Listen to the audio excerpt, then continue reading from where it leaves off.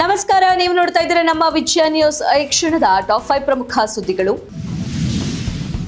ತುರುವೇಕೆರೆ ತಾಲೂಕಿನ ಕಸಬಾ ಹೋಬಳಿಗೆ ಒಳಪಟ್ಟಿರುವ ಕುಡಿಕೇನಹಳ್ಳಿ ಎಂಬ ಗ್ರಾಮದಲ್ಲಿ ದಿನಾಂಕ ಏಪ್ರಿಲ್ 11ರಿಂದ ಸುಮಾರು 3 ದಿನಗಳ ಕಾಲ ಜಾತ್ರಾ ವಿಷಯವಾಗಿ ಈ ಹಿಂದೆ ಚರ್ಚೆಯಾಗಿತ್ತು. ಸುತ್ತಮುತ್ತಲಿನ 7ರಿಂದ 8 ಗ್ರಾಮಗಳು ಸೇರಿದಂತೆ ಗ್ರಾಮ ದೇವತೆಗಳಾದ ರಂಗನಾಥ ಸ್ವಾಮಿ, ಕೆಂಪಮ್ಮ ದೇವಿ, ಚಿಕ್ಕಮ್ಮ ದೇವಿಯ ಜಾತ್ರಾ ಮಹೋತ್ಸವ ಬಹಳ ವಿಜೃಂಭಣೆಯಿಂದ ಪ್ರತಿ ವರ್ಷವೂ ನಡೆಯುತ್ತಿದ್ದು, ಈ ವರ್ಷ ಜಾತ್ರಾ ಮಹೋತ್ಸವದಲ್ಲಿ 2,000ಕ್ಕೂ ಹೆಚ್ಚು ಭಕ್ತರು ಪಾಲ್ಗೊಳ್ಳುವ ಸ್ಥಳ ಇದಾಗಿದ್ದು, ಅಸ್ಪೃಶ್ಯತೆ ಎಂಬ ಗೊಂದಲದ ವಿಷಯವಾಗಿ ಈ ವರ್ಷ ಈ ಜಾತ್ರಾ ಮಹೋತ್ಸವ ನಡೆಯುತ್ತೋ ಇಲ್ಲವೋ ಎಂಬುದೇ ದೊಡ್ಡ ಯಕ್ಷ ಪ್ರಶ್ನೆಯಾಗಿತ್ತು. ಇದೇ ತಿಂಗಳು ಆಗಸ್ಟ್ 14ರಂದು ಇದಕ್ಕೆ ಸಂಬಂಧಪಟ್ಟಂತೆ ಕುಣಿಕೇನಹಳ್ಳಿ ಗ್ರಾಮಕ್ಕೆ ತಿಪಟೂರು ಉಪವಿಭಾಗಾಧಿಕಾರಿ, ತುರುವೇಕೆರೆ ತಾಲೂಕು ದಂಡಾಧಿಕಾರಿ, additional SP, circle inspector, sub inspector ಹಾಗೂ ಸಿಬ್ಬಂದಿ ತಾಲೂಕು ಆಡಳಿತ ವರ್ಗ ಉಪಸ್ಥಿತಿಯಲ್ಲಿ ದೇವಸ್ಥಾನದ ಆವರಣದಲ್ಲಿ ಶಾಂತಿ ಸಭೆಯನ್ನ ಹಮ್ಮಿಕೊಳ್ಳಲಾಗಿತ್ತು. ದಲಿತ ಸಮುದಾಯದ ಮುಖಂಡರುಗಳು ಸಹ ಇದರಲ್ಲಿ ಭಾಗಿಯಾಗಿದ್ರು. ಇದೇ ವೇಳೆ ಮಾತನಾಡಿದ ತಿಪಟೂರು ಉಪವಿಭಾಗಾಧಿಕಾರಿ ಶ್ರೀಮತಿ ಸ್ವಪ್ನಶ್ರೀ ಮಾಧ್ಯಮದ ಮುಂದೆ ಮಾತನಾಡಿ, ಪ್ರತಿ ವರ್ಷವೂ ನಡೆಯುವಂತೆ ಈ ವರ್ಷವೂ ಜಾತ್ರಾ ಮಹೋತ್ಸವ ನಡೆಯುವಾಗ ಎಲ್ಲರೂ ಕೂಡ ಸಮಾನತೆಯಿಂದ ಸರಿದೂಗಿಸಿಕೊಂಡು ಒಗ್ಗಟ್ಟಾಗಿ ಜಾತ್ರಾ ಮಹೋತ್ಸವವನ್ನು ಆಚರಿಸಬೇಕು ಎಂದು ತಿಳಿಸಲಾಗಿತ್ತು. ಆದರೂ ಕೆಲ ಸಮಯ ವಾದ ವಿವಾದಗಳ ಗೊಂದಲದಿಂದ ಕೂಡಿದ ಶಾಂತಿ ಸಭೆ ಕೊನೆಗೆ ಅಂತ್ಯವಾಗಿ ಎಲ್ಲರೂ ಒಗ್ಗಟ್ಟಾಗಿ ಗ್ರಾಮದ ಜಾತ್ರಾ ಮಹೋತ್ಸವಕ್ಕೆ ಸಂಬಂಧಪಟ್ಟಂತೆ ಎಲ್ಲಾ ಸಮುದಾಯಗಳು ಒಗ್ಗಟ್ಟಾಗಿ ಒಪ್ಪಿಗೆ ಸೂಚಿಸಿದ್ರು.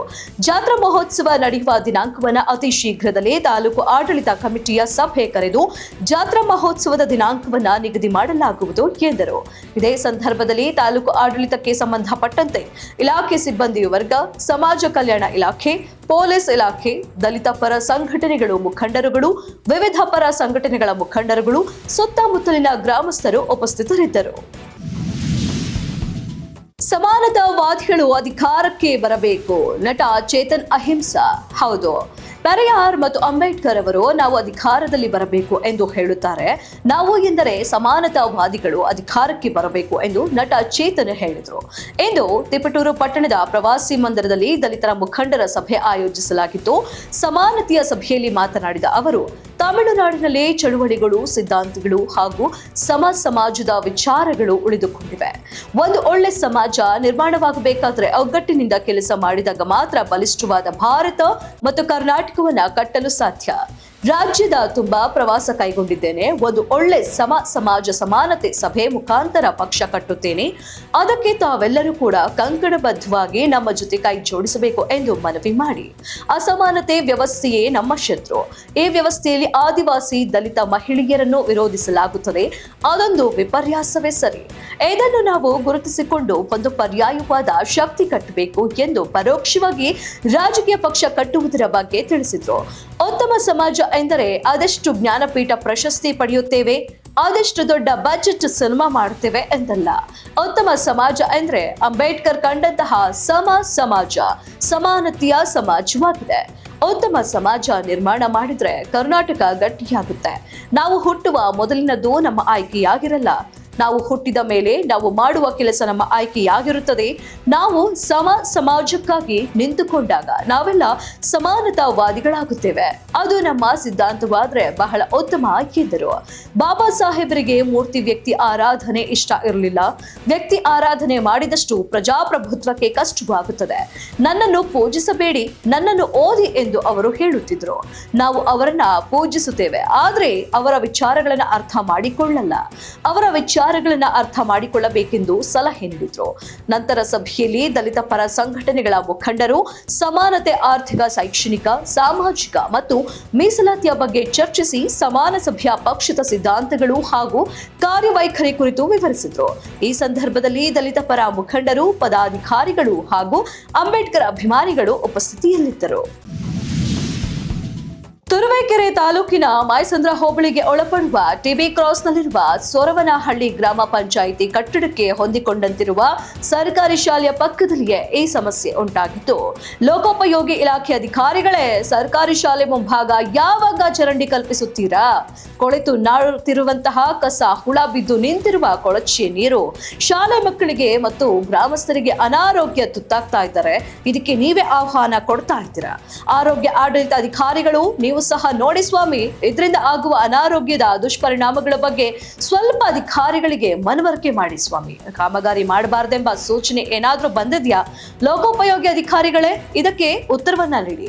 ಕ್ಷೇತ್ರ ಶಿಕ್ಷಣಾಧಿಕಾರಿಗಳು ಶಾಲೆಯ ಪಕ್ಕದಲ್ಲಿ ಇರುವ ಈ ಕೊಳಕು ಸ್ಥಳವನ್ನು ಒಮ್ಮೆಯಾದ್ರೂ ನೋಡುವಿರಾ?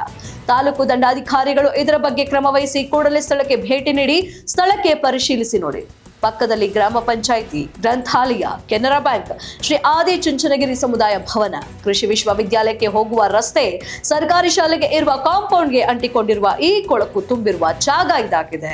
ನೋಡೋಣ ಎಷ್ಟರ ಮಟ್ಟಿಗೆ ಅಧಿಕಾರಿ ವರ್ಗ ಈ ಕೊಳಕು ತುಂಬಿದ ಜಾಗವನ್ನ ಯಾವ ರೀತಿ ತೆರವು ಮಾಡಿ ಅನಾರೋಗ್ಯಕ್ಕೆ ತುತ್ತಾಗ್ತಿರುವಂತಹ ಪುಟ್ಟ ಮಕ್ಕಳು ಮತ್ತು ಸಾರ್ವಜನಿಕರಿಗೆ ನ್ಯಾಯ ದೊರಕಿಸಿಕೊಡ್ತೀರಾ ಅಂತ ಕಾದ್ ನೋಡ್ಬೇಕಾಗಿದೆ. ನಿಜಕ್ಕೂ ಅಧಿಕಾರಿಗಳೇ ಕಣ್ಣಿದ್ದು ದಯವಿಟ್ಟು ಕುರುಡರಾಗಬೇಡಿ. ಈ ಅವ್ಯವಸ್ಥೆಯನ್ನ ಆದಷ್ಟು ಬೇಗ ನಿರ್ಮೂಲನೆ ಮಾಡೋದು ನಿಮ್ಮ ಕರ್ತವ್ಯವಾಗಿರುತ್ತೆ. ಧರ್ಮಗಳ ನಡುವೆ ದ್ವೇಷ ಹೆಚ್ಚಿಸುವ ಕೆಲಸ ಆಗುತ್ತಿದೆ. ಆದ್ರೆ ಮಹಾತ್ಮ ಗಾಂಧಿ ಹಿಂದೂ ಅವರು, ಸಾಯುವ ವೇಳೆ ಹೇ ರಾಮ್ ಅಂದಿದ್ರು. ಆದ್ರೆ ಅವರನ್ನ ಕೊಂದ ಗೋಡ್ಸೆ ಕೂಡ ಹಿಂದೂ. ನಾವು ಗಾಂಧಿ ಹಿಂದುತ್ವ ಪಾಲಿಸಬೇಕಿದೆ, ಕಿಡಿಗೇಡಿಗಳ ಹಿಂದುತ್ವ ಅಲ್ಲ. ಮಹಾನ್ ವ್ಯಕ್ತಿಗಳೇ ಅಧಿಕಾರ ಕಳ್ಕೊಂಡಿದ್ದಾರೆ. ಅಂತದರ ನಡುವೆ ನನ್ನ ಮಂತ್ರಿಗಿರಿ ಹೋಗಿದ್ದು ಬೇಸರ ಇಲ್ಲ. ಅತಿ ಹೆಚ್ಚು ಬಹುಮತದಿಂದ ಗೆಲ್ಲಿಸಿಕೊಟ್ಟ ಮಧುಗಿರಿ ಜನರ ಋಣ ತೀರಿಸಬೇಕು. ಮಧುಗಿರಿ ಜಿಲ್ಲೆ ಮಾಡಲು ಏಕಶಿಲಾ ಬೆಟ್ಟಕ್ಕೆ ರೋಪ್ ವೇ ಮಾಡುತ್ತೇವೆ. ಮಂತ್ರಿಗಿರಿಗೆ ಹೋಗಲು ಹಲವು ಕಾರಣ ಇದೆ. ಸಕಾಲದಲ್ಲಿ ಎಲ್ಲವನ್ನ ನಿರೂಪಿಸುತ್ತೇನೆ. ನಾನು ಕಾಂಗ್ರೆಸ್ ಪಕ್ಷದಿಂದ ಆಯ್ಕೆಯಾದವನು. ಮುಂದಿನ ದಿನದಲ್ಲಿ ನಿಮ್ಮ ಆಶೀರ್ವಾದ ಹೀಗೆ ಇರಲಿ. ರಾಷ್ಟ್ರೀಯ ಹಬ್ಬದಲ್ಲಿ ಭಾಗವಹಿಸದೇ ಇದ್ದರೆ ನಾವು ದೊಡ್ಡ ಲೋಪ ಮಾಡಿದ ಹಾಗೆ. ಹಾಗಾಗಿ ರಾಜಕೀಯ ಯಾವ ಬೆಳವಣಿಗೆ ಆದ್ರೂ ನಾನು ಸ್ವಾತಂತ್ರ್ಯ ದಿನಾಚರಣೆಗೆ ಬಂದೇ ಬರ್ತೇನೆ ಎಂದು ರಾಜಣ್ಣ ಇನ್ನು 10 ಪಟ್ಟು ದೊಡ್ಡವನಾಗಿ ನಿಮ್ಮ ಮುಂದೆ ನಿಲ್ತೇನೆ. ಪಾಪ ಸಿದ್ದರಾಮಯ್ಯನವರ ಮೇಲೆ ಯಾರು ಆಕ್ಷೇಪಣೆ ಮಾಡುವ ಹಾಗಿಲ್ಲ. ನಾವೆಲ್ಲ ಸಿದ್ದರಾಮಯ್ಯ ಹಾಗೂ ರಾಹುಲ್ ಗಾಂಧಿ ಅವರ ಕೈ ಬಲಪಡಿಸಬೇಕಿದೆ ಅಂತ ಹೇಳಿದ್ರು ರಾಜಣ್ಣ. ಎಸ್ಐಟಿ ತನಿಖೆಯಿಂದ ಧರ್ಮಸ್ಥಳ ಪ್ರಕರಣದ ಸತ್ಯಾಸತ್ಯತೆ ಹೊರಬರಲಿದೆ ಎಂದು ಮಹಿಳಾ ಮತ್ತು ಮಕ್ಕಳ ಅಭಿವೃದ್ಧಿ ಇಲಾಖೆ ಸಚಿವರು ಹಾಗೂ ಉಡುಪಿ ಜಿಲ್ಲಾ ಉಸ್ತುವಾರಿ ಸಚಿವರಾದ ಲಕ್ಷ್ಮೀ ಹೆಬ್ಬಾಳ್ಕರ್ ಹೇಳಿದ್ದಾರೆ. ಶುಕ್ರವಾರ ಸುದ್ದಿಗಾರರೊಂದಿಗೆ ಮಾತನಾಡಿದ ಸಚಿವರು, ಧರ್ಮಸ್ಥಳ ವಿಚಾರದಲ್ಲಿ ರಾಜಕೀಯ ಮಾಡುವುದು ಸರಿಯಲ್ಲ. ತನಿಖೆಯಿಂದಷ್ಟೇ ಸತ್ಯಾಸತ್ಯತೆ ಹೊರಬರಬೇಕಿದೆ ಎಂದರು. ಧರ್ಮಸ್ಥಳ ವಿಚಾರದಲ್ಲಿ ಉಪಮುಖ್ಯಮಂತ್ರಿ ಡಿಕೆ ಶಿವಕುಮಾರ್ ಅವರ ಹೇಳಿಕೆಯನ್ನ ಗಮನಿಸಿದ್ದೇನೆ. ನಾವೆಲ್ಲರೂ ಧರ್ಮಸ್ಥಳ ಮಂಜುನಾಥನ ಭಕ್ತರು. ಈ ವಿಚಾರವಾಗಿ ಡಿಸಿಎಂ ಅವರ ಹೇಳಿಕೆ ನನ್ನ ಸಹಮತವಿದೆ. ಎಸ್ಐಟಿ ತನಿಖೆ ಬಗ್ಗೆ ಅಧಿಕಾರಿಗಳು ಗೃಹ ಸಚಿವರಿಗೆ ಮಾಹಿತಿ ನೀಡುತ್ತಿದ್ದಾರೆ ಎಂದು ಲಕ್ಷ್ಮೀ ಹೆಬ್ಬಾಳ್ಕರ್ ಹೇಳಿದ್ದಾರೆ. ಅಲ್ಲದೆ ಸಾಮಾಜಿಕ ಜಾಲತಾಣದಲ್ಲಿ ಕ್ಷೇತ್ರ ಮತ್ತು ಧರ್ಮಾಧಿಕಾರಿಗಳ ವಿರುದ್ಧ ಅವಹೇಳನ ಮಾಡಲಾಗ್ತಿದೆ. ಸೌಜನ್ಯಳಿಗೆ ಅನ್ಯಾಯ ಆಗಿದ್ರೆ ನ್ಯಾಯ ಸಿಗಬೇಕು. ಮುಸುಕುಧಾರಿ ಬೇರೆ ಬೇರೆ ಸ್ಥಳವನ್ನ ಗುರುತು ಮಾಡ್ತಿದ್ದಾನೆ. ಇದಕ್ಕೆಲ್ಲ ಉತ್ತರ ಸಿಗಬೇಕು ಎಂದೇ ಎಸ್ಐಟಿ ರಚನೆಯಾಗಿದೆ. ಆದಷ್ಟು ಬೇಗ ಉತ್ತರ ಸಿಗಲಿದೆ ಎಂದು ಸಚಿವೆ ಲಕ್ಷ್ಮೀ ಹೆಬ್ಬಾಳ್ಕರ್ ಹೇಳಿಕೆ ನೀಡಿದ್ದಾರೆ. ಇದಾಗಿತ್ತು ಈ ಕ್ಷಣದ ಟಾಪ್ 5 ಪ್ರಮುಖ ಸುದ್ದಿಗಳು. ಮತ್ತಷ್ಟು ತಾಜಾ ಅಪ್ಡೇಟ್ಸ್ಗಾಗಿ ನೋಡ್ತಾ ಇರಿ ನಮ್ಮ ವಿಜಯ ನ್ಯೂಸ್. ನಮಸ್ಕಾರ. ನೀವು ನೋಡ್ತಾ ಇದ್ದೀರಾ ನಮ್ಮ ವಿಜಯ ನ್ಯೂಸ್, ಭರವಸೆ ಬದುಕಿನ ವಿಜಯ.